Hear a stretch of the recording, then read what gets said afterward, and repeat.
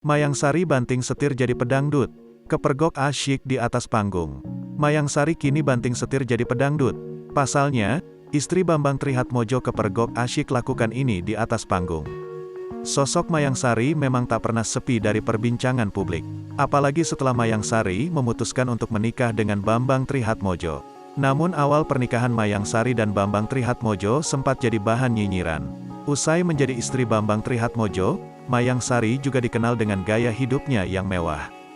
Hal itu dikarenakan Bambang Trihatmodjo masih mewarisi darah keluarga Cendana yang dikenal tajir melintir. Baru-baru ini, Mayang Sari kembali unjuk gigi dengan bernyanyi di atas panggung. Namun istri Bambang Trihatmodjo justru kepergok asyik ubah lagunya menjadi begini.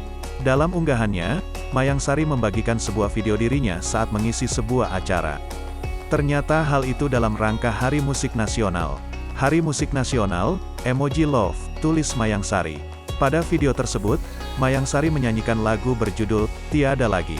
Ia tampak begitu serius menyanyikan lagu tersebut dengan suara merdunya. Namun lama-kelamaan, musik dari lagu Tiada Lagi berubah menjadi dangdutan. Bahkan, istri Bambang Trihatmodjo tak segan bergoyang di atas panggung. Para penonton pun juga mengikuti lagunya serta bergoyang.